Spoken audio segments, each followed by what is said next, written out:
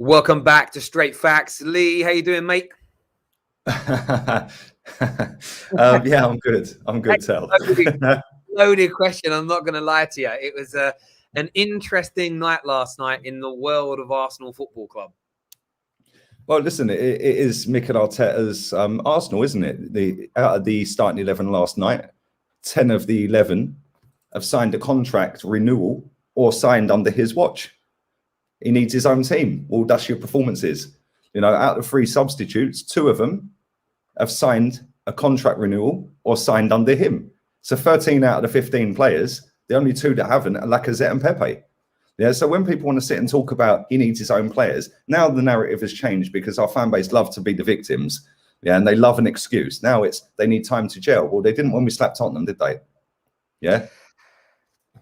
Mate, do you know what? It's been a real interesting few weeks for Arsenal in terms of, you know, Arteta in, Arteta out, you know, corners being turned. And now, again, I sort of feel, just sort of reviewing social media and what's being said, there seems to have been another massive kind of switching of views again after the last two games, which is what a lot of people told Arsenal fans to just kind of hold back from the not celebrating beating Tottenham, but maybe the overpraise.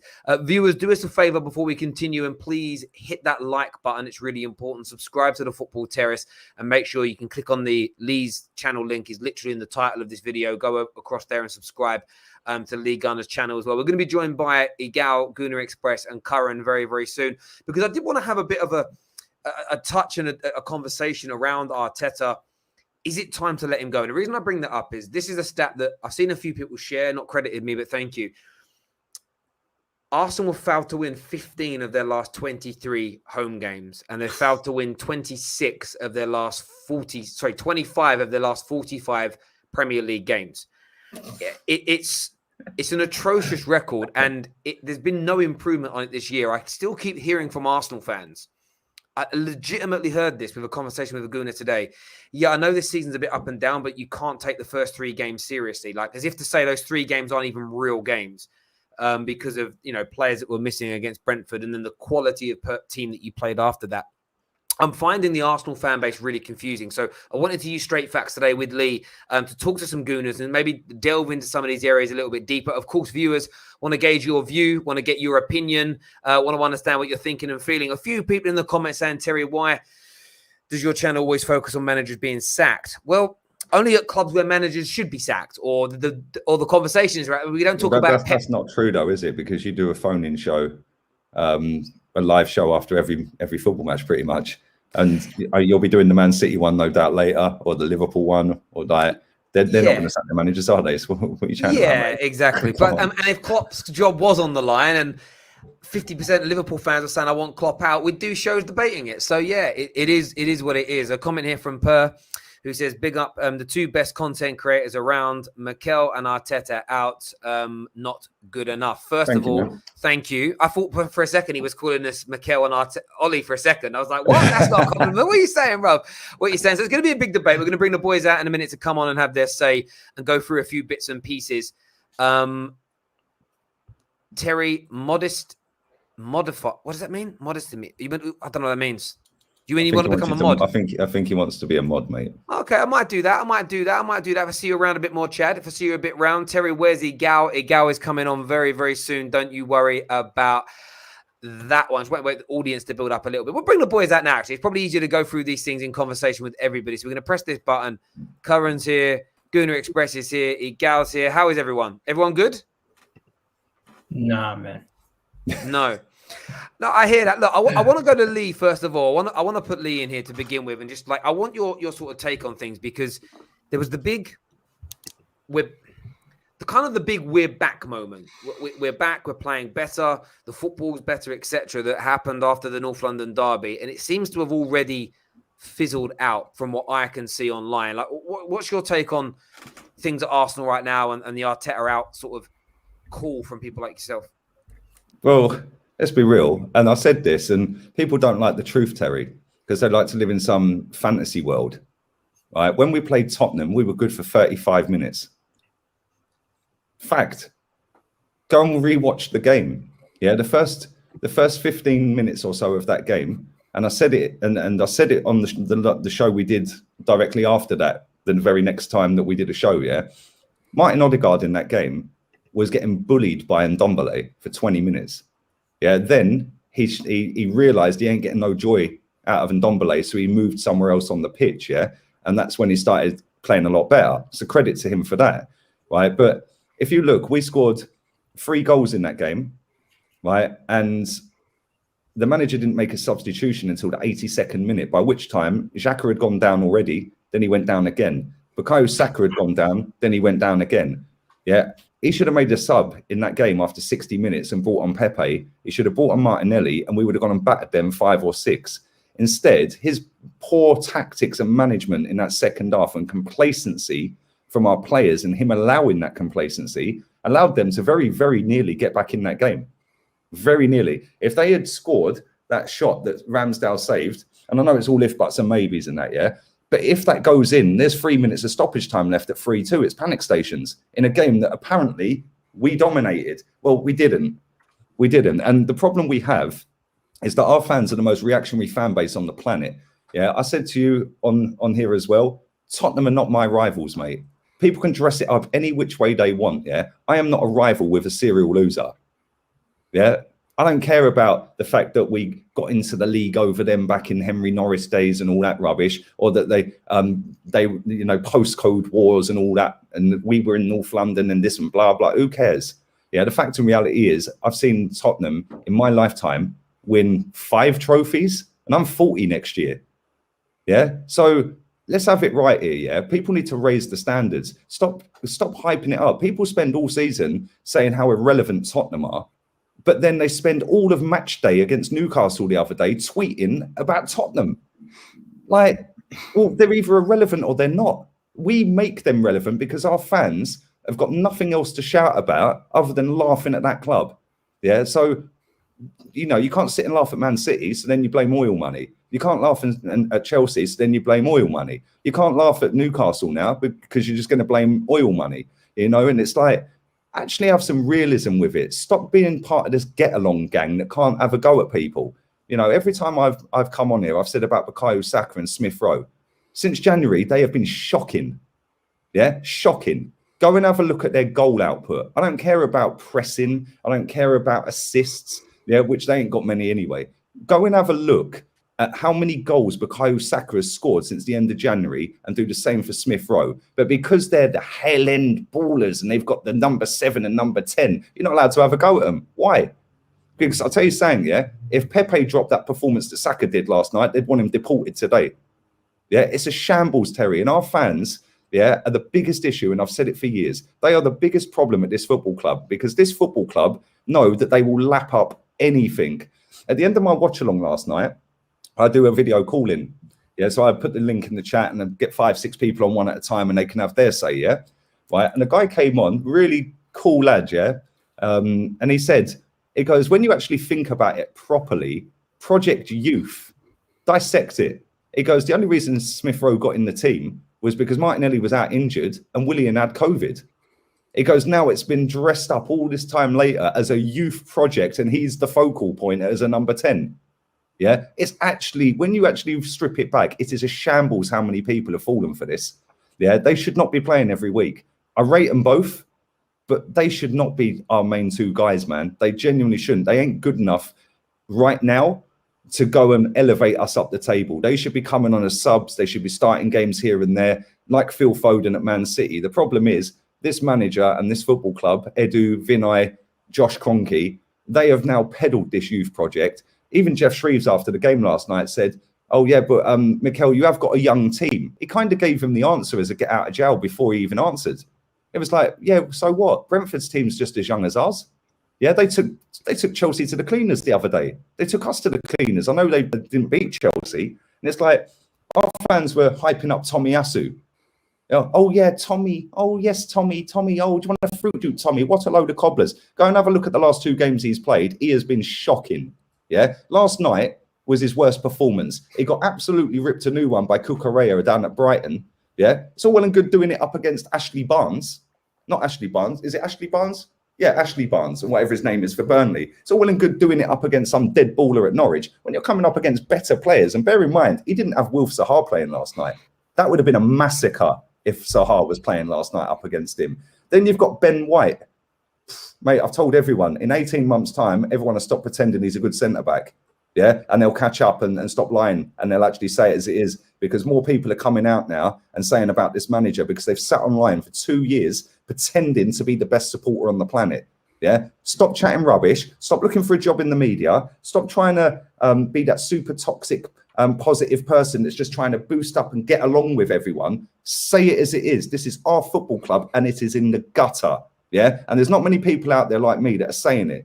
Right. And the reason people don't want to say it, many reasons, they don't want to side with me because I said it before anyone. Oh, I don't want to sit in that camp with Lee Gunner. Yeah. And they won't get their aspiring media job by cussing the club. It's a shambles. Too many conflict of interests, mate. Mate, a great opening sort of monologue there in terms of your thoughts on this. I want to go to someone that I know generally looks at things a little differently. In CURRAN, first of all, Gunnar Express, Gawi, will come to you. What's your take on what Lee has said there around the manager not being good enough, the sort of project youth kind of tag being a little bit fraudulent? What is your take on some of those things that have been said? You're on mute, my friend. Yeah, I'm on mute. No, I respect. Look, I will address one of the points. I don't mind Lee having a go at ESR or SAKA. You're valued to your opinion. I don't really. I'm not that guy. have your say. Not that guy. I'm not toxically positive either. I've called out Mikel for whatever he's done in the past. Yesterday I was at the game and I was saying, why are we playing this Lokonga and Partey combination and in the second half? Why are we having Pepe out wide when he's quite clearly looking to come inside and Tomiyasu can overlap? There's so many. There was a lot of things that went wrong last night.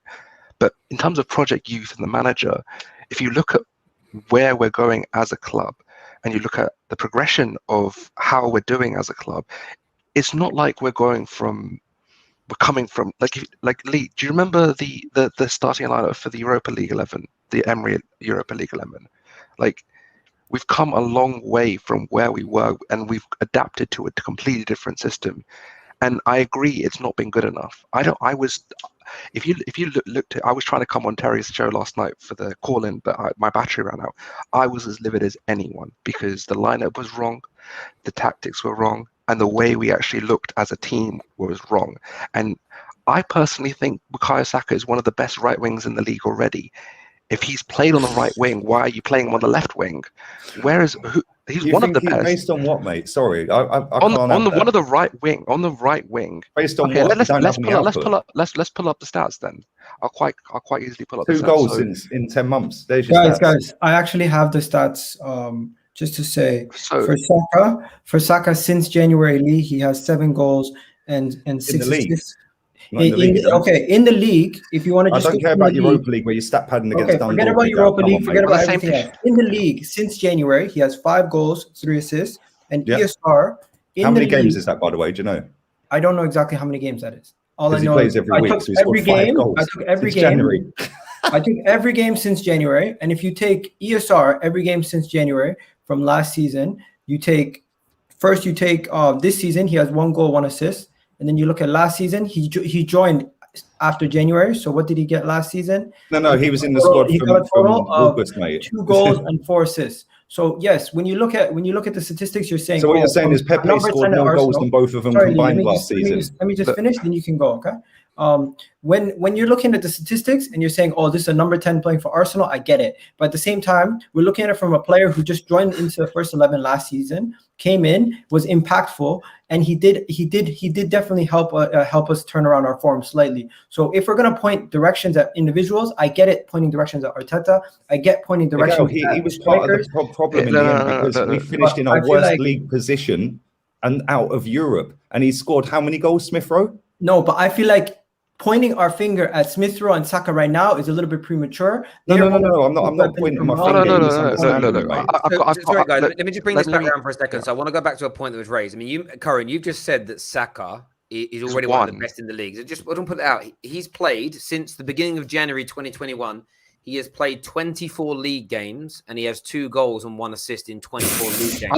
I'll tell you right now. Look. I've just pulled up the stats. Okay. So in the Premier League, on the right hand side, on the right wing, he has played 19 games. He's scored 6 goals and assisted to 5. On the left, he's played 17 with no goals and 1 assist, which was away to United. But the reason I went from January is because in previous conversations that we've had with Arsenal fans, it was that kind of 3-month period, October, November, December. I was told to, and you were one of these guys, told me to like ignore that because it was a really bad period.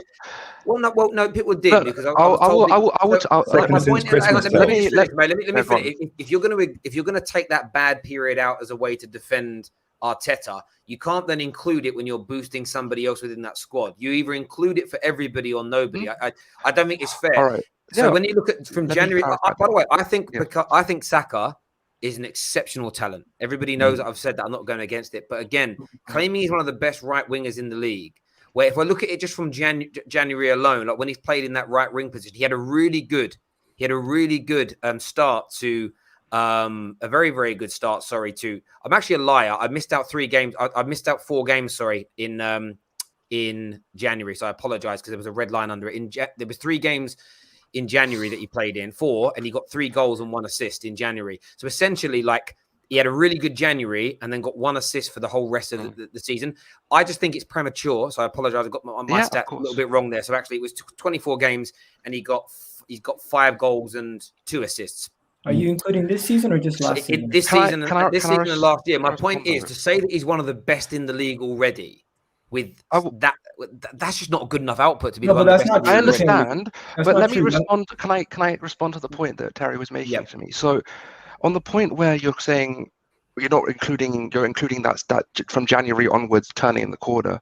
So, me personally, I wasn't doing this in January, and I've never said that it was a January thing. I've said we weren't good enough last season. I saw improvement in the second half of the season, but I'm not one of these guys with the second in the league nonsense, all that stuff. It's not me at all. I'm not that guy. I don't care about second in the league since January. I don't give a crap about that. I see the progress, but I don't care. It's not like something I pull up regularly. So on that point, I think we can all agree last season was a shambles, right? We had people saying that we've turned a corner, and I agree we have turned a corner. But I'm gonna say this right now: I'm gonna be consistent with this. I said 4th. I said we'd finish quite well after Man City. I didn't say it was like.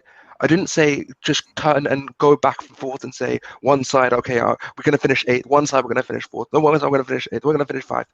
No, I said because I see that the teams around that 4th position are not as good as people claiming. People have been looking at Man United. I'm sorry, Terry, but they don't look good. Look at Spurs. Look at Leicester. Sorry, mate, because you're waffling, bruv. And listen, I do rate you and I do like you, and I'm not going to sit and mug you off, right? All right, fair. I couldn't care less about Man United. Yeah, genuinely couldn't care less. I care about this football club. And you said right at the very beginning when you started, your opening statement was, do you remember the Europa League final team? Yeah, and look how far we've come. Well, we finished 5th that season. Yeah, 1 point off 4th, 2 off 3rd, and got battered in the Europa League final. This manager hasn't got us past the semi. Yeah, he needs Viagra. Yeah, right, and he's finished 8th, and we're cheering a draw last night to go from 13th to 12th. I'm not cheering a draw. I'm not cheering a draw, mate. These players are overhyped compared to the players that Unai Emery had. We had Danny Welbeck, we had Lichtsteiner, we had Socrates, we had Iwobi, players like that. El Neni was in that squad. Eddie Nketiah was in that squad. You know, there was a lot of rubbish in that squad. Monreal, I rate Monreal, but he was in that squad coming towards the end of his career. Petr Cech was in that squad. You know, so I agree. Yeah. So what you're basically saying is Unai Emery is a better manager, coach than Mikel Arteta because he did better with a worse squad. Is that what you're saying? He did do better. Of course. Look, the point I'm trying to make right now is quite clear. We had a much worse squad under Unai Emery. Correct? We all agree with that, yeah? And I agree that there has not been enough that I can see from Mikel that I can say that he can be this amazing manager. But what I do see is that there's a process of actual going forward in terms of getting out players that are dead. Well, you can disagree, mate. Curran, I want to ask this question, Curran. Sorry to cut in, and I want to pose it to you. Can come and answer me. I want to ask Gunnar Express this because he's been waiting now for like 20 minutes and said a word yet. He's been very, very patient. Sorry, mate. No, it's all good. Like, we're here to have a conversation. I'll jump in at times when we need to move on, but the squad is better. But league position, we all know, like I've seen people try and denounce this recently. Your league position is the barometer for how good you are. And things have gone backwards. The squad's getting better and you're still dropping further down the league. That just for me sounds like bring in a better manager, bring in a better coach, and all these quality players that Arsenal fans claim to have, and I'm not disputing those claims at this point, surely there'll be improvements. And when you look at this Gunnar Express, is it just a simple case of, yeah, we can see that the squad's getting better. There's really talented youth. You know, the likes of Partey are here now. We've got some really good players, but you've just got the wrong man sort of sailing the ship, as it were. Well, first off, Terry, we're top 4 in the league table for form over the last 5 games. So to most Arsenal fans, we're top 4. So that's positive, right? But no, let's be honest, right? We're crap. Yeah, we're crap. We're a mid-table team. We run like a mid-table team. We have a mid-table manager. We have players that, for me, this squad can be top 4 or at least top 5. And especially when you look this season with the way Man United are playing, the fact that they're probably going to drop out the top 4 if they keep Ollie, we should be taking those chances. And I said this last night, we failed at the first hurdle. We couldn't even beat Crystal Palace at home. It's embarrassing. And I know we haven't done that for 4 years, but Arteta's meant to be taking us forward, right? So why is he not why is he not doing anything? Why is that not changing? For me, you get a new manager in, you get a world-class level manager, a Conte, someone like Eric Ten Hag, even Gasperini from Atlanta. This team, you will see that this team's better than what it is. I mean, Kieran Tierney, what's happened to Kieran Tierney?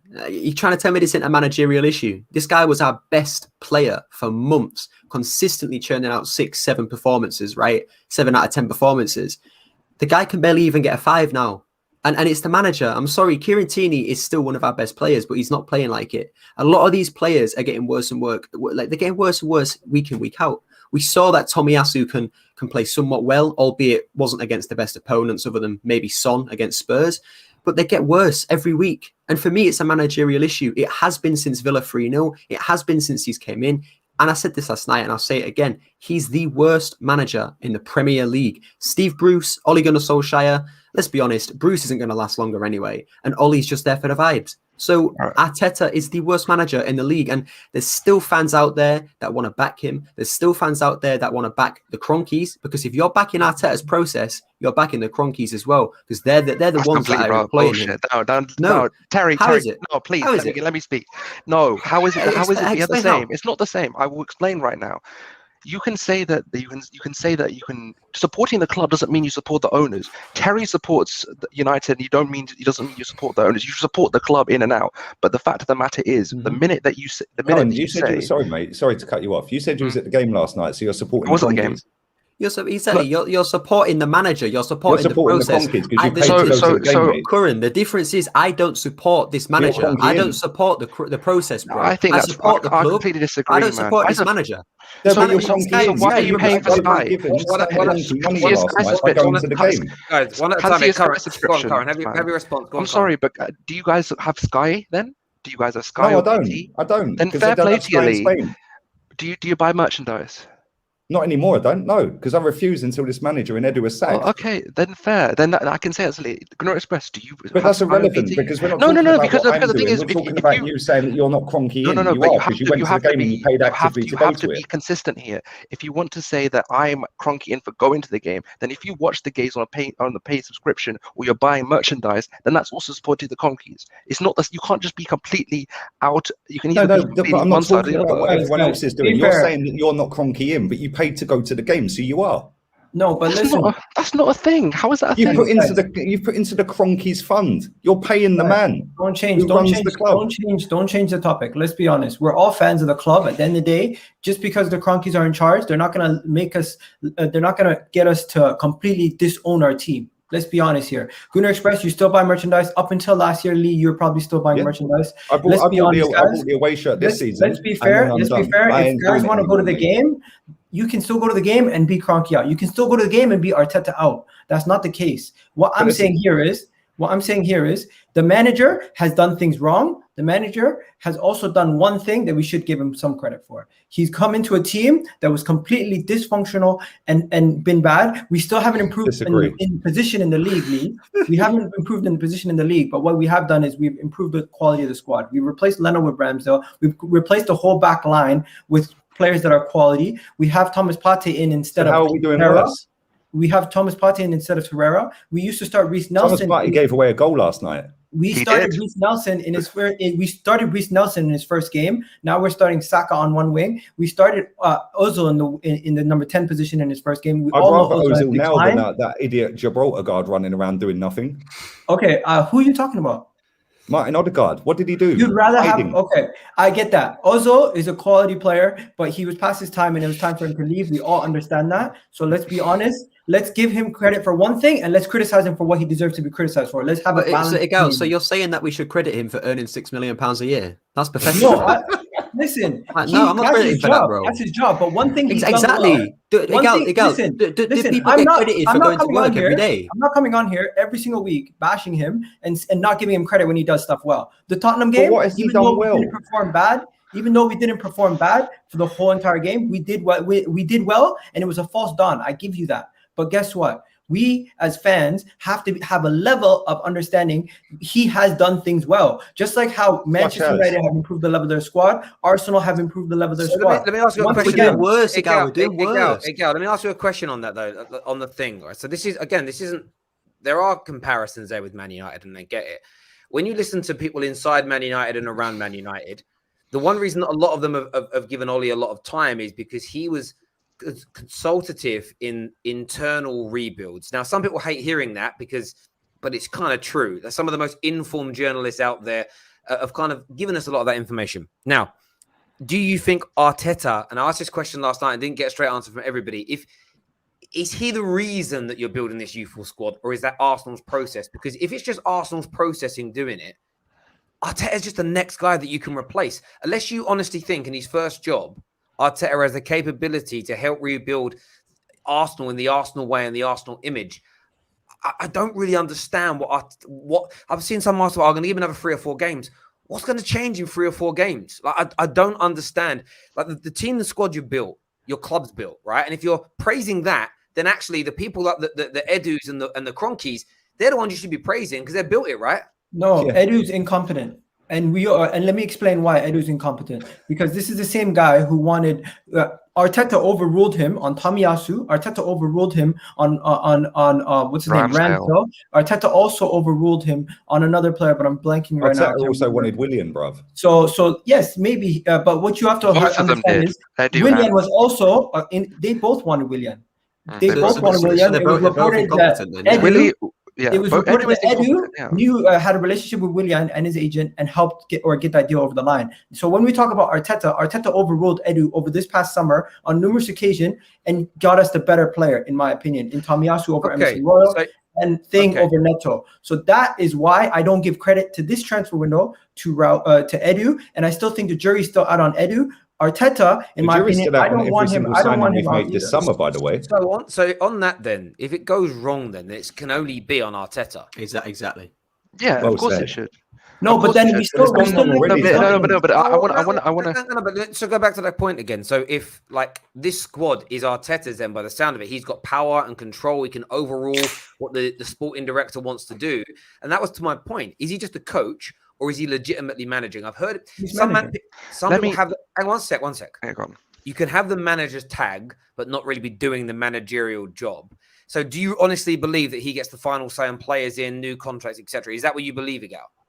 I believe that he does have the final say in if a player comes into his team. He doesn't. So, if he rebuilds a squad, I only need a straight answer on that. I'm sorry. So, if he rebuilds this squad and you're saying we're a better squad, but you're not increasing and going further up in the league, I don't see how anybody can be defending Arteta because it's his decisions, his players, and I'm just repeating back what I'm hearing here. I'm not giving you my thoughts. If it's his squad under his final say, his style of football, and each season you're dropping further and further down the league, I don't understand the process because that means all these decisions are wrong. But it's either he's not a good enough manager or the players are not good enough that you're saying are, or both? Like, I don't get it.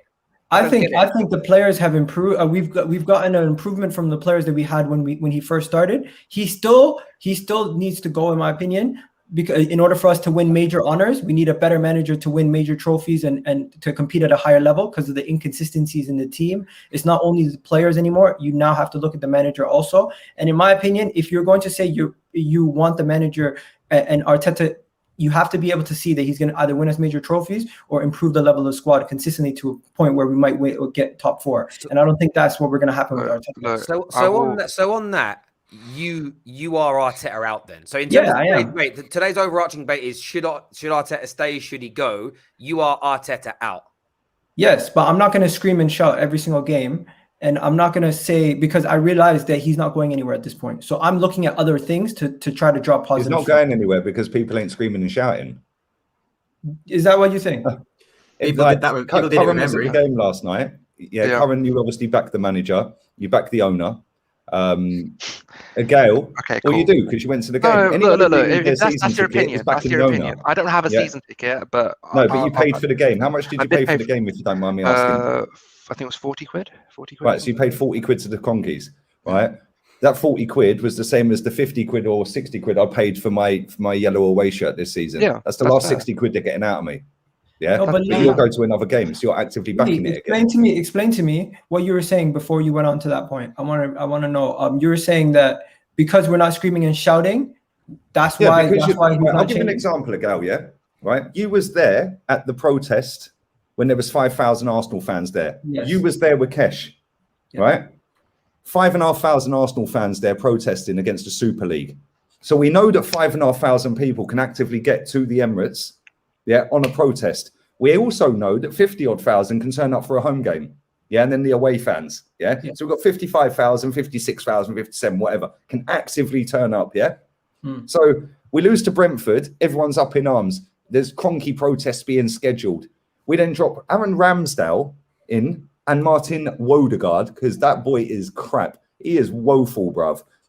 And he is just a better looking Danny Ceballos. That's it, right? And we dropped both of them signings in, and the most easily pleased fan base on the planet went, oh, job done. No Kroenke protest, 60,000, first time, full capacity. Kroenke was there, by the way. Oh, yeah, selfie. Back at my second home. Oh, I've missed my second home. You should have all been outside protesting, not going to the game. And if you go to the game, go in the ground and all stroll out after 10 minutes and leave an empty stadium. That is then going to be beamed all around the planet with the Amazon documentary being filmed with Josh Kroenke there. Instead, everyone's like, oh, Arteta, yay. Then we get pammed. Then we go get Man City. We get pammed. Then we go and beat 2 relegation fodder teams, 2 of the worst teams in the league. We then go and do Tottenham, which we do every season. And all of a sudden, everyone's going, oh, we're going top 4. The other day, it's if we beat Palace and Villa, we'll be 4th. Yeah, guess what? If we beat Villa, we can go 9th. You want to know the reality? Our fans always look at the bare minimum. Not if we beat Villa and we beat Palace, we'll be 4th. What is it about 4th? And that is a Wenger thing. I couldn't care less about 4th. How about who's top? Oh, Chelsea. So if we can go 4th, until everyone plays their round of games on Saturday and Sunday. How many points behind Chelsea are we? How many games have we played? Why are we still in a -5 goal difference? Why does our striker look not interested at all, other than for 4 minutes last night? Why is Thomas Partey quality for his country, but crap for Arsenal? Why is Bukayo Saka quality for his country, crap for Arsenal? Why is it every single player that started last night by Pepe is his player, and 2 out of the 3 subs are his players, and people are still to this day, the next day, making excuse after excuse after excuse. We are 12th in the table, going from 13th to 12th. Terry read the stats out at the beginning about how many home games we've won or not won. How many Premier League games we've not won out of the last 40 odd. Go and have a look and compare that to the manager everyone hounded out, who didn't have nice drip and wasn't the best looking Spaniard we know. What's the difference? No, please. CURRAN, he said a lot there, but I just want to respond to the first point quickly. I want to tell you something, Lee. The reality situation is a lot of the match-going fans are not the same people who are going to be protesting. and the same people who are going to be upset after a game. There are a lot of people who go to the game that fans that are passionate and would protest and would be angry week in, week out, are priced out of the game sometimes, and they are not able to go. And a lot of fans are also foreign fans that are not able to go also. So all of us fans that are angry and frustrated week in, week out, we might not be the same people who go to the stadium. I get that. So when people are sitting on their Twitter account saying "Cronky out, let's do this and that," stop chatting rubbish, because if you can't actively put in and go, why are you tweeting and then second thing, anything other than retweets? Listen, when it comes to Cronky out and everything that happened with the Cronky out, you have to understand this whole situation with the Cronky out, this whole movement it's not going to happen because our fan base is not the same as other fan bases. Unfortunately, a lot of our fan base is very much I'm just going to say it straight up. A lot of our fan base is very divided, very argumentative, and no matter what, we'll never unite because there's no common goal. When we were there at the protest, it was a Super League protest. It was not a Cronky out protest. I was there. I seen it for my own self. Lee, I'll tell you right now, that was a Super League protest. It was not a Cronky out protest. It was disguised as a Cronky out protest. There was a lot of people there drinking, having fun. It was the first time people were out after COVID. It was not really getting the message across at all. After a while, I left when I started seeing beers being thrown in the sky. I left because I knew after that what the message was. And the same protest happened again. You know what happened? The Arsenal Supporter Trust backed the protest and less people showed up. Because the Arsenal Supporters Trust have got no credibility whatsoever. This is the same Arsenal Supporters Trust that are just happy to have drinks with Wenger on an AGM. Yeah, look, somebody captured the moment of me fake laughing with Wenger. Yeah, I remember that tweet that went out from Akil. Yeah, somebody captured the moment. Yeah, because you asked him to film it, mate. Like, come on. Yeah, and this is the problem. And they've blocked me. Yeah, because they don't like the truth. Nobody likes the truth. Most of these people are only there for their own benefit. The journalists are only there, right? Because the company that they work for, whether that be Football London, whether that be Goal, whether that be CBS or anyone else, yeah, they're only there because the club allow them to be there and they get a little exclusive, like Charles Watts did with the party deal. Yeah, he got that first. Yeah, and they peddle the agenda for the club. Gail Davis from Sky Sports stuck it on this manager on day one of the season for the Brentford press conference.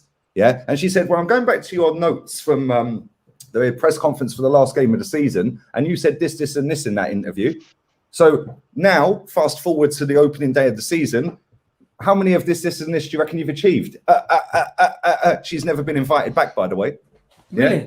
Because she ain't peddling that club agenda. And the quicker these fans wake up to the fact that these journalists that you all sit there and they've got a blue tick and they get an exclusive, they are not Arsenal fans. They are not doing what they are supposed to be doing. They are supposed to be the link between the fan and the football club. Instead, they are pushing the football club agenda to the majority of the fans that will lap it up. The football club will then peddle all of this merch and PR and this and that because they know the majority will lap it up. They're not peddling anything to me.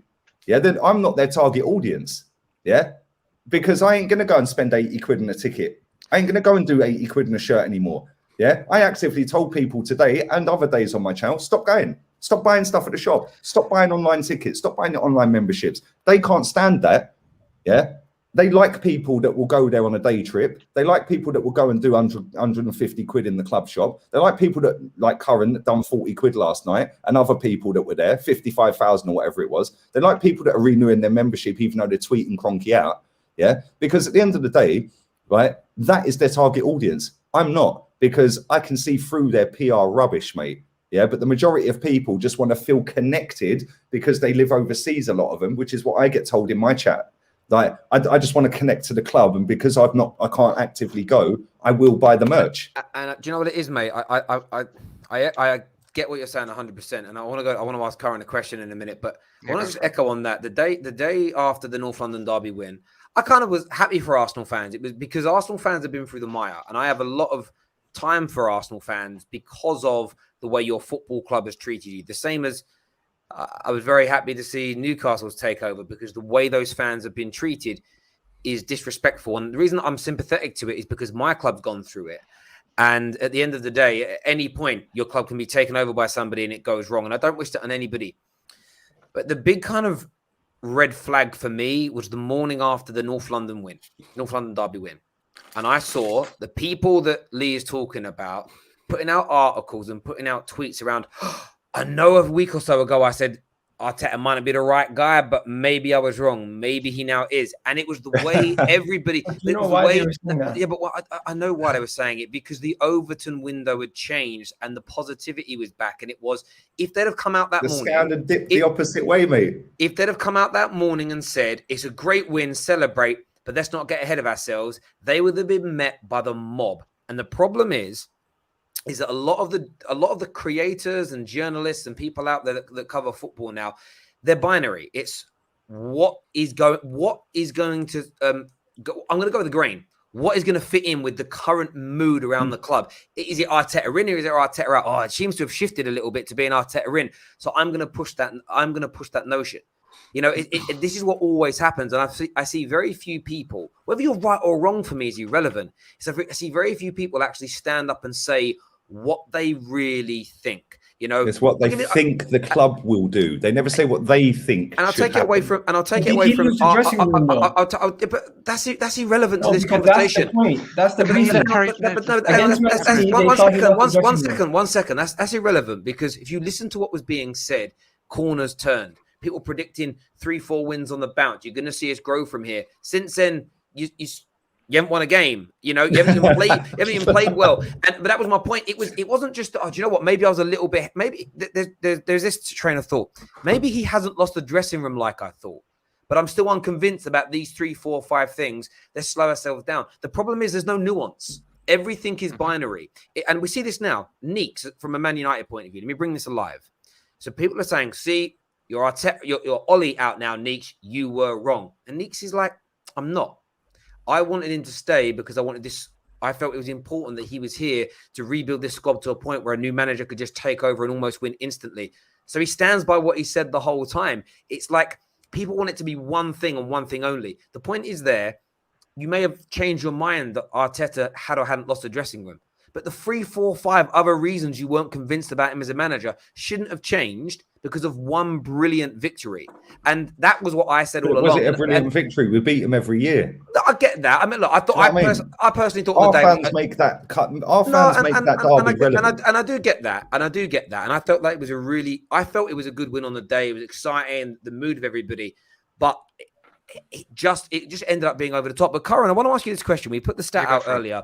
15 games you failed to win out of your last 23 at home in the Prem. 25 of your last 46 in the Prem, home and away, you failed to win. Are you still backing this manager to get Arsenal Football Club back to where you're meant to be, top 4, and then on to challenging for the title? Yes, 100%. Why? You can exasperate, and the thing is, right? As I said to you, Terry, if we come 5th or 8th or whatever, I'm more than happy. Come back.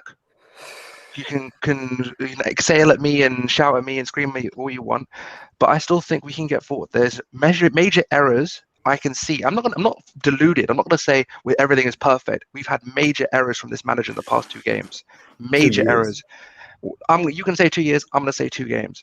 Major errors in the past 2 games. Not starting El Neni with Partey when you have Lokonga, who's not transition, who doesn't work in transition defense as well, and he got nicked for one of those goals. You can see both these 2 guys cannot work together. You need a balance in that midfield. You have players that are. Well, Guendouzi isn't exactly the most. Guendouzi's playing as a 10. He's playing as a 10 right now. He's playing as an 8-10. He doesn't exactly have the best defensive work. And he's got more output than Erdogan has. Current. Let me just say quickly. Yeah. I'm not going to shout you down. I'll banter you if you don't make top 4. Because you're a nice guy, but you're not. You're saying about 2 years of mistakes, and you're shrinking it down to the last 2 games. Of your last 46 Premier League games. Sorry, Terry, that's what Arsenal fans do, with all due respect to Curran. The sample size, is the last couple of games. It's not the whole bigger picture, because if you go the whole bigger picture, his argument's dead and buried. But if you go the last 2 games, but the fact of the matter is if you look at it, if you look at our season so far, I'm not going to forget the last 2 games. Forget the last 2 games. I don't give a shit. No. I mean, as in like the sample size, as in my argument last 2 games about the last 2. I'm saying forget that. I'm talking about this season so far. All right, we've had we've had a bad start to the season. I'm not going to say we're going to lie and say we've had a good start to the season. We've battered by two European greats, who great teams at the moment who both in the Champions League final last year. We got taken out by Brentford. We've not had a great start. But the fact of the matter is that we've had one of the hardest run-ins as we've entered the season. Agree or not agree? Yeah. What do you mean hardest? What in terms of games? The past 8 games. We have the third hardest. CURRAN. Do you know who's had the hardest run? It's Crystal Palace. Yes, I know. Yeah, they did exactly. very well. Exactly. And they did very well. Patrick Vieira, who literally has just joined 2 months ago, he's already got an identity. He's already playing a way that you can see, and you look at that team and you say, I know how they're going to play. I know how they're going to win matches. They're playing better football than us. He's been there a couple of months, and they've got a harder run than us. So where are these excuses coming from? They're pointless excuses. It's not an excuse. I want to ask you a question. It is. It's not an excuse. That's the You've had a hard run to the season, Curran, but I've got a question. Yep. We haven't had a hard run, Terry. I don't know where these people are making this hard run from. We've played Chelsea and Man City. Boo-hoo, that's it. Other than that, Tottenham we slap every season. Burnley I expect to beat every season. Everyone was saying about, Turf Moor, it's a hard away game. They ain't won a game since January at home. Exactly. Yeah, how's that a hard away game? Yeah, Norwich I expect to slap. Yeah, Palace I expect to slap. Brighton I expect to slap. Let's not forget, these teams are either relegation fodder or bottom half of the table teams, yeah? So the only teams we have actually played, because we can add Brentford in that have just been promoted. I don't care about that because we played them and we should be beating them regardless of COVID, regardless of injuries, yeah? Right? So 4 Brighton, players out, it means nothing for you. We spent more money in in the summer than Brighton's whole squad that has been assembled over 4 years, yeah? Right? The only teams we have played of any note, yeah, are Man City and Chelsea. Now, if Brentford can put up a fight against Chelsea, why can't we? We should have. There you go. I'm not saying we've had a hard start to the season. Rubbish. We've played 2 rubbish. It's factually true. Out of 8. Yeah. Do you know what, Curran, though? Sorry, Gal. What I would say about the start of the season is this, though. You're discounting those other 46 the other the other 38 games that I'm talking about. And my question is, if we go back around to the original question, you're still backing Arteta. Forget making top 4 this year. You're still backing Arteta. The geezer fails to win more than 50% of his games. That hasn't improved so far going into this season. But at the same time, you're all sitting there saying, but structure and squad and profile of player, everything's improved. Best this, best that, up and coming defense. All these things are improving, other than winning games, which is what he's there to do. So I'm not suggesting. I'm not suggesting that everything he's done is wrong. That would be, for me, that's again too binary. Of course, he's done some things that are good. He's had some good games. He's bought some good people. Some of these youngsters that he's developing are very good. I don't think anybody is denying that. I can't understand where the defense and the faith in Arteta comes from. To a point the other day where I saw Arsenal fans attacking your greatest ever player. That was disgusting. For criticizing him. But the point is, you not you personally, but Arteta in people have become so toxic and they're so desperate to be right. But the problem is, for all the little mini leagues they make up and purple patch leagues they make up, the cold hard facts cannot be denied that you are not improving as a football team under him. So my question to you again is, what gives you faith that he's going to, what is it you've seen that makes you believe, forget 3 or 4 teams above you having really bad seasons and you stepping into the mark? Because for me, that's not direct progression as a club. What is going to make you win? And you're out of your next 23 home games, what's going to make you fail to lose only 4 or 5 of them? Because that should be the Arsenal standard. Where do you see the improvement coming from Arteta? So for me, the main reason I still back or whatever the manager, however you meant it, is because of the tactical structure that he's brought in. The fact that we actually have a defense that actually works. We have a midfield that progresses the ball. We have attackers that can actually go through and create overloads out wide. We have players that can do. You look at someone like Aubameyang, who has had a hard season, come back. He's hit 7 goals in 8 games. Like, he's actually we're doing well in the season. It's not like it's not everything is bad. There is ways that you can see that the structure of the team is much better. You have a pragmatic manager that is able to actually progress the ball in a way that's actually functional, and you can have actually players actually zonally and actually zonally that are disciplined in their zones. They don't evacuate their zones as easily. The whole What point does that even yesterday. mean?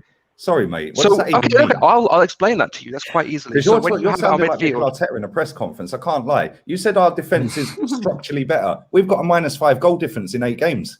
okay, I'll explain to you what is structurally better. We lost that many games last season. Yeah, with this so-called best defense is improved it to the worst finish we've had in 26 years. You also said that The we're thing- pragmatic and we move the ball forward. And you said we're It's not pragmatic, true, exactly, bro. and we're pragmatic. We don't. Emery So- was pragmatic because Emery had our 2 strikers playing in the same team, bagging 71 goals and assists that season. Yeah, to the point where we got to the Europa League final, right? With a, as you said, worse squad, right? Yes. The excuses I hear for this manager are based on absolute waffle, bruv. I like you, Curran, yeah? Right? And I don't mean to come across rude, and if I am, tell me, yeah? No, But- don't. But at the same time, this guy's been here 2 years. Yeah, 2 years. And we have finished 8th and got knocked out against Olympiacos. We have finished 8th and got knocked out against our former manager in Villarreal. And we have been sat bottom of the table while Spurs were top for the first time ever, by the way. That has happened. He has broken record after record after record for the wrong reasons, right? We've got a -5 goal difference and we're 8 games in. And anyone who still backs him, I'm sorry, mate. Yeah, no disrespect. I don't want to call you a liar. Yeah, No. but you can't genuinely believe that, mate. Look, I know. No. I do genuinely believe that. I may even You're call me the a liar. perfect customer then. Then you can call me the perfect customer if you want. But the fact of the matter is I'm not going to always back the manager. You can ask Gunnar Express and ask a gal who I've known before, both of you guys. I said I will give the manager December. I want to see how we do over the first half of the season. If he's messing up, he's messed up and he's going to have to go. But the fact of the matter is that if you see that there's an improvement there, you can see there's an improvement there. If it's bad and you can't see anything there, then fair enough, you can't see anything there and you have to let it go. Come December, if we have 5 losses and like we're still down the table, are you then gonna say, you know what, you've not seen enough signs in the early form of the season to say he's gonna improve us, and you'd want him out at that point? Yeah, if it's halfway through the season, it's half a season, and then it'll be, oh well, we've now got to give this manager time because he only had half a season, and then it's another load of rubbish. Rinse and repeat, rinse and repeat. He should have been sacked after the first 3 games. In fact, he should have been sacked at the end of last season. He should have been sacked against Villarreal. He should have been sacked the season before. Thanks for the FA Cup. Now leave. that's your opinion, mate. Everyone is entitled to that. I want to move on to a slightly different subject for a moment, but surrounds it, like a little bit of fun, really. I've seen what's kind of trending on socials a little bit today. A lot of Arsenal fans, and by the way, there was a super chat I missed actually from Gilno, who says, Curran is just a more articulate gal. Why does delusion run so strong in the Arsenal fan base? That's a comment there from him. Thank you for all the super chats. Get any questions you've got in for the panel right now. Celebrating the goal last night, I've seen, again, rivals are always going to banter it, but I've seen a lot of Arsenal fans kind of infuriated at the way, not just the way fans have celebrated. As an example, big up to Turkish, by the way, didn't really celebrate at all. Turkish made me die last night. I watched it and he just sat there, and the look on his face was like, what the fuck are you lot all doing? Like that's I kind of get that. But also the way Lacazette celebrated, Ramsdale running down from the goal. I want to start with Igal on this. Do you personally, as an Arsenal fan, find the way that equaliser was celebrated embarrassing at all? I think it's a little bit over the top. Like, I get if you go, like, you clench your fist and you get a little happy for a second, and then you realize the reality of the situation and you kind of calm down. But like to jump out of your bed or to be getting on your knees like we won the Champions League final, it doesn't need to happen that way. Come on, we're trolling ourselves at this point. We're making memes out of ourselves. Like, I get if that's your thing, do that. But like personally, I reacted. I was doing a watch along. My reaction was Lacazette saved us. Lacazette saved us a point. That's what happened. That's the reality of the situation. And if somebody saved your point, saved Arteta his job is what he did. If somebody saves your point, you don't go crazy. Like it's not like we won a Champions League draw or something. Come on. My reaction to it was, you lucky bastards, and I said that on my stream, yeah. And then my reaction was, that's just kept this manager in a job for another month. I was fuming, and I'm still fuming, yeah, because at the end of the day, we didn't deserve to win. We got our manager fist pumping. We've got Lacazette like trying to jump in the crowd. Ramsdale doing 100-meter sprints to give him a cuddle. Yeah, and that shows the mentality of this football club, by the way, because the first thing they should have been doing was picking the ball out the fucking net and running back to the centre circle. Yep. Yeah? Come on. How about yourself, Curran? I mean, I was there, so yeah. So I it's a get different celebrating. thing. I get celebrating the goal. You have to. But do you feel like the way Lacazette, Ramsdale, fans online sort of celebrated? Do you think it was over the top for nicking a? Because obviously you were lucky to even get a draw last night. And do you feel like celebrating that is again lowering the standards of Arsenal, or do you think no, actually you should be celebrating these moments all the time? I think it's somewhere in the middle, mate. It's not like it's not to say one side. What I struggle with this, a lot of this is one side or the other. Like you're a complete disgrace, or you're a complete, you should be doing this 100% justified.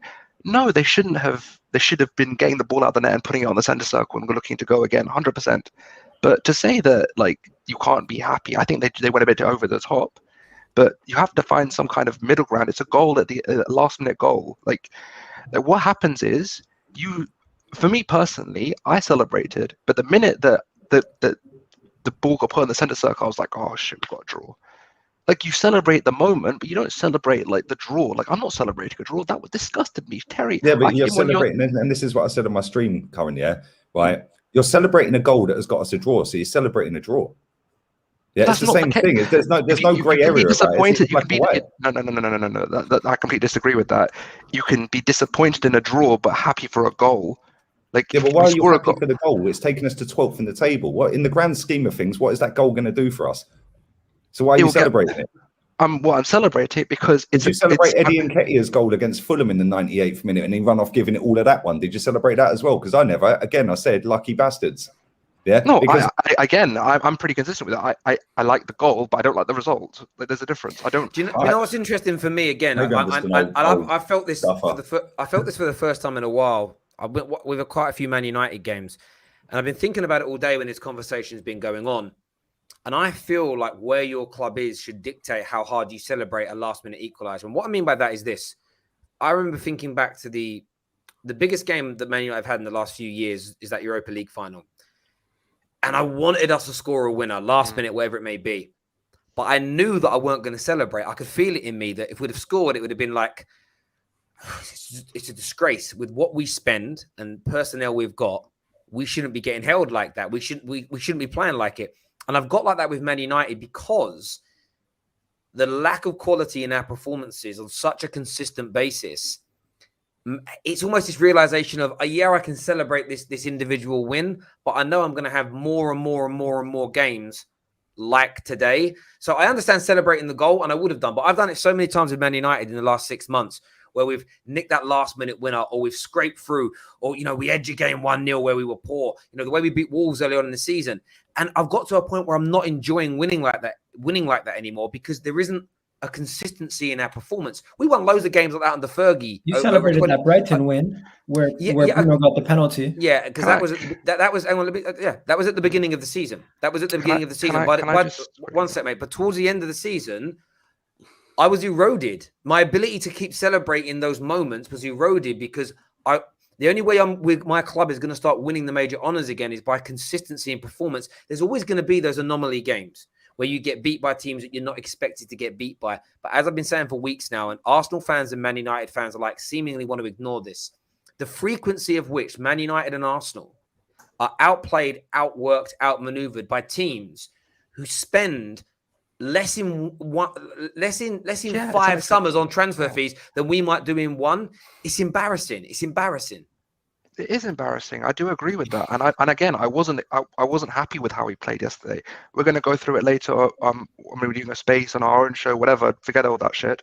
But the point is, I was not happy with how we played at all yesterday. There were periods of times in that game where we dominated, periods of times that they dominated, but we got caught in transition twice and which led to both their goals, and it wasn't acceptable. It was a bad performance, and I thought we did we deserve the draw? Did we deserve the draw? Yes, of course we did. Are you kidding me? Of course we deserve a draw.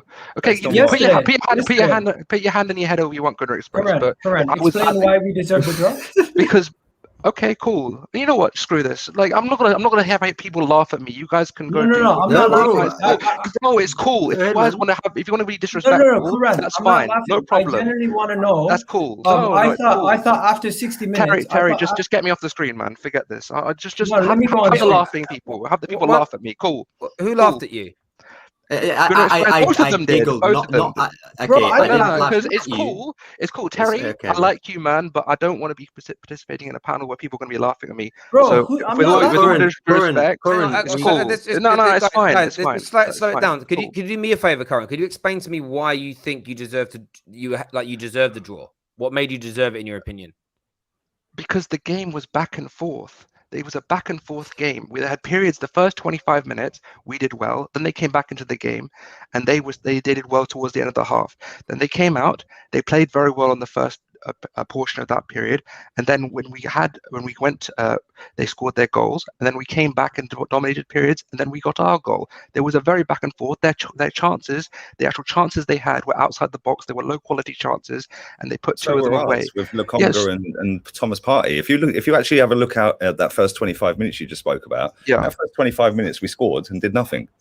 Yeah, I do understand. No, but the point is, and then after that, they dominated. That's the point, Lee. That's the point, Lee. We had the ball for a portion of time. The game went back and forth. It wasn't like there was one. Just because you got the ball doesn't mean that you're dominating a game. Yeah. No, Well, but in fairness, from when you scored your goal, because I was looking at this during the game, from when you scored your goal until they got the equalizer, they had 64% of the ball, which is what I said. At the Emirates. So the whole 25 minutes thing, I felt like this again. You had more shots and everything else, and I understand why I kind of get where you're coming from with the we deserve the draw, but I just think again, like Palace looked distraught. The way you celebrated as a club didn't tell me. It was like, I can't believe we got this draw. It's how it kind of felt to me. Sorry, Gal, go on. Okay, CURRAN. First of all, I wasn't laughing at you. I just genuinely wanted to know what you were talking about, because it's cool, but I'm not. You know what? Because all I'm going to say right now is no. Let me say something. You can have your opinion, and that's fair. And the comments can call me a crybaby. That's fine. I don't care. That's fine. You can. I'm a grown ass man. But what I will not have is people looking at me and laughing while I'm trying to make a point. That's all I'm saying. I refuse to have that. I don't know about you. I don't know about you. I just wanted to ask you a question. Okay, let's get past that now. First things first. I felt like we didn't play well, and for 20 minutes we were looking good. The next part of that first half, I felt like they were dominating us, and they were quick with their transition, getting the ball, moving it quickly, and it was taking us a lot longer to even progress the ball and do anything. We hit the bar with Kieran Tierney's shot once again, showing that we're not clinical. We didn't do well overall in the second half, in my opinion. We didn't do well in the midfield. We were completely getting outrun in the midfield. And if you actually rewatch the game, I rewatched it like twice last night, not the full game, but like the extended highlights. And I was just looking at how quickly they were transitioning the ball from defense to attack in comparison to ourselves. And I felt like for majority of the game, I felt like Crystal Palace was Arsenal and Arsenal was Crystal Palace. We were better in set pieces. They were better throughout the 90 minutes in the flow of the game. So when I say we got lucky to get that draw, I'm not disowning anything that we've done in our game. We continuously let ourselves down. This is a lesser team. Don't forget that. Yeah, I agree. Look, I will say this. If you look at the flow of the game, right, I agree with you. We were bad in transition. This was my main point of why I was so angry about this game, because I was very angry about this. And you know what? All this stuff aside, it doesn't matter what happened. If you just look at that one game, I'm not saying don't forget the seat, but I'm saying look at that one game. I don't think that it was a loss. I don't think. I mean, wasn't happy with that we drew, because we should be winning that game. I said before, I came onto the studio. I said to Terry, we should have smashed them. I thought we should have got there. You know what? I think we should have been beating them, and I was very angry with the fact that we didn't actually get the win there, because we should have dominated them. We should have pushed them higher up the pitch, and I was upset with that. But the fact of the matter is that to say that just because we got a last-minute equalizer that we 100% deserve to lose and we just scraped it, I think that's a bit disingenuous for me personally. I disagree. I totally disagree, because how many times did we make the keeper work? Other than the shot that Tierney had, the keeper got a minute little fingertip, which is why it went onto the bar. Yeah. Other than that, what did that keeper have to do? In the first half, we had a corner and they left Benteke on the halfway line with Kieran Tierney. And they literally hoofed it. And that's a mismatch anyway, right? He brings the ball down. And I think it was Ayew was running down the side. When he went down in the first half, and at the first sight, it looked a penalty. If he slips, is it Jordan Ayew or Andre? I always get him either way. Jordan, yeah. If he slips him in, that's 1-1. Yeah. Or very worst, Ramsdale's got to make a worldie, right? If you actually look at the flow of the game, and I know you was at the game, so you probably see more of the pitch than we do, yeah? Watching on TV, right? Yeah. But they had the better chances. They did not, Terry. They didn't, Terry. I will tell you right now, they didn't. They didn't. What did Arteta say at half time? Because we came out in the second half and Terry, they didn't. I'm telling you right now. Hang on. His name's Lee. Say Terry. Sorry, I meant Lee. They didn't Lee. They didn't Lee. So just true. Arsenal had the best chance of the game. Surgery in 3 weeks. Surgery in 3 weeks with Tierney's shot. Tierney's shot was the best chance of the game, and we somehow missed that. Their shots were actually harder than Kieran Tierney's. You know what I would say about all this again, though? And I said this when I saw Arsenal fans celebrating the way Brentford played against Liverpool and Chelsea when they beat West Ham, etc. This is the conversation around standards as far as I'm concerned again, because when you spend what Arsenal spend, there shouldn't even be a conversation about did we or did we not deserve to beat Palace. Games like yesterday should be happening 2 or 3 times a season to Arsenal, to Liverpool, to City, to Chelsea, to Manchester United. We spend too much money for this level of inconsistency. Until I understand there are moments in time where you can say, right, it's the start of a rebuild, so I'm going to have a little bit more leniency towards results and performances in the short term.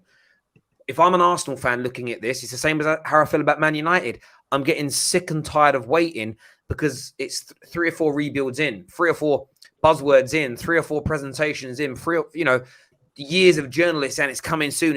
When the fuck is it coming? Like it's almost, you almost get to a point where, and the point is though, you look at the way Palace have improved their football. You look how quickly Graham Potter has got. And the maddest thing with Graham Potter, there's a lot of stick for him when he came in because nobody wanted to see Chris Hughton moved on because he was a very good manager himself. But Potter's gone in there and got them playing a brand of football above and beyond. I'm hearing Man United and Arsenal fans, if we had better midfielders and better this and better that, you wouldn't sign any of those starting Palace players to be in your team. I'd say Gallagher. I would sign Gallagher. Okay. So you play Gallagher instead of Emil Smith-Rowe in the 10? Not instead of Emil Smith-Rowe. But that's not in the 10. He's not a 10. He's an 8. He's not a 10. He's an 8. Who? Gallagher. He's not a 10. He's an 8. He's not a 10. Well, he was playing behind the striker yesterday. He weren't playing very deep to me. He was playing. Well, they play a 4-3-3. They don't. They play two. They play two. The fact is, they have Emil and Connor playing together in the under 21s. They have played together. Who was man of the match for you yesterday? For Arsenal. For me, for Arsenal, I don't know. It's hard because, I think probably Aubameyang, because the amount of pressing he did and the goal, he scored a goal, he was pressing well. Aubameyang, definitely. I would say from when we watched the goal, when you watch how he was pressing in terms of the final third, his defensive actions and both his pressing actions as well, in terms of the goal as well, he played very well yesterday. I would probably say Aubameyang. Yeah. No, he's right. Aubameyang was the Aubameyang from Arsenal's point of view was definitely your best. I felt was your best player. I just totally disagree. It was the goalkeeper again, and for me, the reason the goalkeeper was man of the match, is because he made some really good saves, right, in crucial positions. One of them was offside. He didn't know it was offside. He still spread himself like a prime Peter Schmeichel, right? His kicking under pressure was top class. Yeah, and he was connecting. He was hoofing it up real clear. It weren't he did one in the first half where he scuffed it and it luckily went to Odegaard or Smith-Rowe, whoever it was. Yeah, that could have been easily curtains if he had scuffed it properly. But it's for me, Aubameyang scored and did nothing. Yeah, and when you say about pressing, I don't buy any of this pressing rubbish, mate. Yeah, because footballer closes down another footballer. That is his job. Yeah. Yes, So, and he did it well. yeah, but No, he I didn't. kinda- Because I- how many he times did, did he win the ball in high up areas, and then we ended up on an attack? It weren't him winning the ball back high in the areas. He chased the ball back once and ended up getting knocked and sat down for a couple of minutes and got back up. Other than that, I never see him for the rest of the game. No, because there was multiple times that he was attacking their centre back to put pressure on them to push it That's long. his job. I know, but How he many was doing shots it did well. Aubameyang have yesterday? How many times did he run the channels? How many times did he hold the ball up? How many times He was when did he Lacazette overlap came to on. create an overload?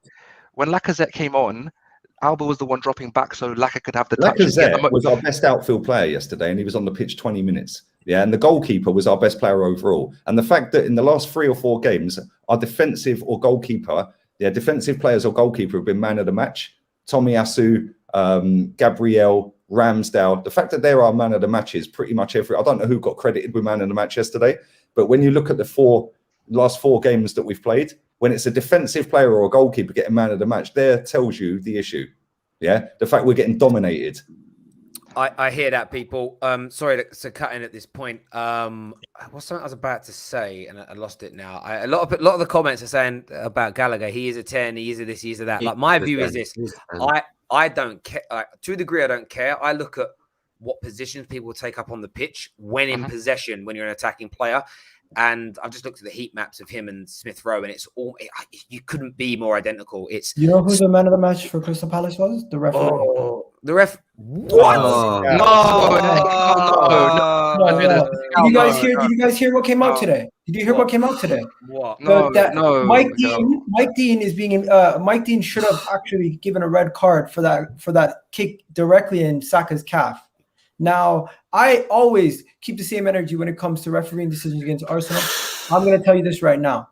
If this was another team and it was a similar situation, it might have been looked different. No. I generally do have a feeling that situation right there, Bukayo Saka 1-0 up, Bukayo Saka kicked in the calf. Now he's injured. James McArthur could have been sent off, and he could have also been sent off with the second yellow. I don't care what anyone's got to say about it. For me, when you watch that, if you played football, he went to kick the ball. Even the way he kicked, for me, he's waiting for where the ball's going to land, and it just so happened the player was there. It's no different when a goalkeeper comes out to clear it with his fist, but he came in from behind him, Terry. But he's watching the ball. He's watching the ball. Can I give you because I tweeted this the other day? Can I give you Mike Dean's stats refereeing Arsenal games in the entire history of Mike Dean? No, I'm talking about that decision because I tweeted it the other day. Right. This is before yesterday when Mike Dean took charge. So before yesterday, Mike Dean has taken 62 Premier League games for Arsenal, right? 27 at home, 35 away, right? And we have won total 30 games out of the 62. We've drawn 19 before yesterday, so that's now 20, and 13 losses. So out of 63 Premier League games, we have lost 13 under Mike Dean, right? If you go down to the next filter, which is the FA Cup, 9 overall matches, 5 wins, 2 draws, 2 losses, right? And then you go down to the League Cup, 5 total games, 2 wins, 1 draw, 2 losses, and Community Shield, 1 game, 1 win. So Mike Dean, I don't know why our fans get on Mike Dean's case all the time, because we actually statistically win, or actually we statistically lose less than 30% of the games Mike Dean's in charge of. But our fans love to have a villain. Yeah. No. And I said it when that happened with Saka, I said it on my watch along. There's the narrative. He didn't get a red card. So if we don't win this game, people are blaming him. Yeah. Whether it should have been a red or not is irrelevant. Yeah. What do you think it was? We've still got 89 minutes to score goals to win a football match. No, but what do you think about that? What do you think about that? I thought it was reckless control, and he shouldn't have come in from the back of Bukayo Saka, kicking him directly in his calf. He's watching the ball. I agree. He was watching the ball. Yeah, he's already started to swing and then come down on the swing. Then he's looked at Saka, by which time you can't stop yourself. So when he's looked at him last minute, it looks worse than it is. Yes, it was a bad one, right. But let's be real here. That is never a straight red for me. It's also one of those things. When you slow it down, it looks awful. It looks awful. But the position of his leg, the way he did it, again, I've done that before in football. It's a bit. It reminded me of the red card, the ridiculous red card that was given to. I don't remember which West Ham player it was. I think it was against Chelsea, where he cleared the ball, but he's like, he cleared the ball and he put his foot for it. So of course your foot goes up in the Oh air. yeah, that's the right back. The right back. Yeah, the right back. Yeah, against Man City. It was against somebody, and it's like, it was unfortunate what happened. But it's if you're going to every time you have a shot, theoretically, every shot you take, something like that could happen if players are around you. You could miss the ball. You know, someone could nick it away from you. Like, I don't think it's a foul, by the way. Sometimes where if someone nicks the ball with your foot, the chat are right anyway, because they're blown for offside anyway, so it's irrelevant. There we go. Yeah, that's what I was going to say. It's irrelevant anyway. Like, at the end of the day, it wasn't a red card. So like, if we're just going to sit here and dwell on that and say that's the reason why we drew, well, no, it's not. No, how can a decision that wasn't a red card be the reason why we drew? Palace's best player, you can probably name about 4 or 5 of them. What annoys me about Palace as well, you see Elise come on, and I said straight away they're going to score from when he comes on. They did. They're predictable in a positive sense, where you can look at when they bring certain players on, look at certain things they do and say something good will come from that. Arsenal, it's the exact opposite. You predict the negatives and it comes true. Partey, Lokonga, and I just want to say this right now, and I'll keep saying it until the day he comes back. Guendouzi is, for me, top 2 midfielders at Arsenal Football Club, even though he's on loan. He should be in that team. Lokonga's not ready yet. I'm sorry he's not. To call him better than Guendouzi right now, even though I've said he is, I take it back right on current form, because Lokonga isn't ready. And CURRAN, I've seen you tweet this out, and you're right. He cannot play next to Thomas Partey. Yet this manager keeps persisting with that. Ødegaard is not a number 8. He's not even a good number 10. So how do you expect him to be a good number 8? It's just stupidity from the manager, from top to bottom. The tactics aren't there. He has no idea what he's doing. He doesn't learn from his mistakes. And that, for me, is when a manager has to go. When you aren't learning from the things you're doing wrong, and to say that he's not already experienced is a negative in itself. He should be sacked just for that. He shouldn't have been hired in the first place. And I think we can all accept that. But Terry, for me, bro, like, the red card is irrelevant. It's completely and utterly irrelevant. If it was given, then maybe you can argue like whether it is relevant or not. But it wasn't given. Like, Saka got injured. Saka wasn't playing well anyway. So like, it really doesn't change the game. I hear that completely. Look, guys, it's been a great conversation going through the Arteta stuff, celebrating goals, standards, and everything else. Really have enjoyed it. Viewers, please make sure you smash that like button for us. It's really important to the Football Terrace. Episodes, I think it's 6 now of Straight Facts. Enjoyed it. Normally we do it just me and Lee. I thought it'd be good to get some people on today to have a bit of a debate. So smash the like button before you leave. We're live again tonight after the Champions League football, as always. But until next time, take care, goodbye, God bless, and we'll see you all again very